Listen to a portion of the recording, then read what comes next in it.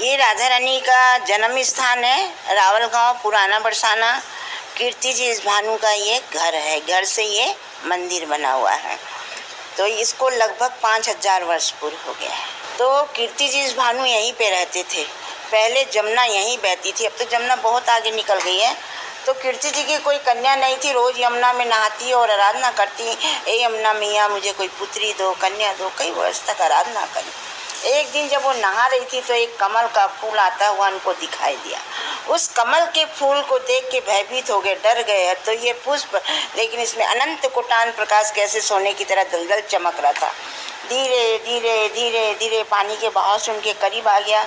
जब तक सूर्य किरणें निकल चुकी थी, सूर्य किरणें उस पुष्प पे पड़ी तो कमल का फूल धीरे धीरे खिल गया। खिलते ही जब उन्होंने देखा एक छोटी सी कन्या नेत्र बंद किए हुए उसमें बैठी हुई थी, तब उन्होंने कीर्ति जी से कहा, आप रोज आराधना करती हो यमुना जी से कि मुझे पुत्री चाहिए, कन्या चाहिए। ए लो कन्या कौन थी?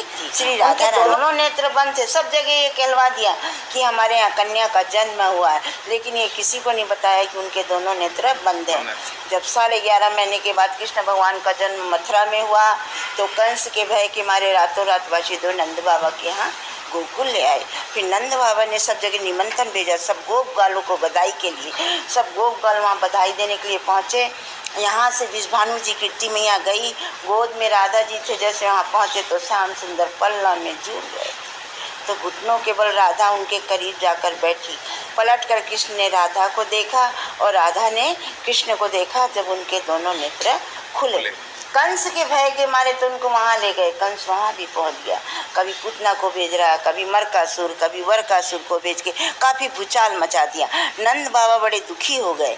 नंद बाबा के पास 9 लाख गायें थी और विषभानु के पास 11 लाख गायें थी। यानी ब्रज के सबसे बड़े राजा यही थे। जब कोई भी कार्य होता तो इनसे ही परामर्श लेते थे।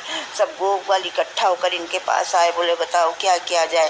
कंस तो बड़ा दुखी कर रखा है, हैरान कर रखा है, इससे अच्छा कहीं दूसरी ओर चले जाना ठीक है। तो नंद बाबा सबको लेके उस जंगल के पहाड़ पे जाके बस गए। उसका नाम नंदगांव हो गया। विषभानु जी कीर्ति मैया से बोले, मेरा मित्र चला गया, अपने यहाँ अकेला क्या करेंगे, हो सकता है कंस अपने को भी परेशान करेगा। तो राधा रानी और कीर्ति मैया को लेके उस पहाड़ पे जाके बस गए। उसका नाम विषभानु के नाम से बरसाना पड़ा। बड़ा पुष्ट पहाड़ है, भी ब्रह्मा जी का वरदान है उस पहाड़ को कि कोई भी राक्षस प्रगति का वहाँ नहीं पहुँच पाएगा, जो जाएगा वो पत्थर बन जाएगा। इसलिए विषभानु वहाँ जाके बस गए। उसका नाम विषभानु के नाम से बरसाना पड़ा। असली राधा जी का जन्म स्थान रावल पुराना बरसाना यही है। यहाँ बाल स्वरूप सेवा होती है, इसलिए इनको लाडली लाल के नाम से पुकारा जाता है। राधा रानी थोड़ी बड़ी हो गई, जब उनको बरसाने में ले गए तो वहाँ उनको किशोरी जी के नाम से पुकारते हैं।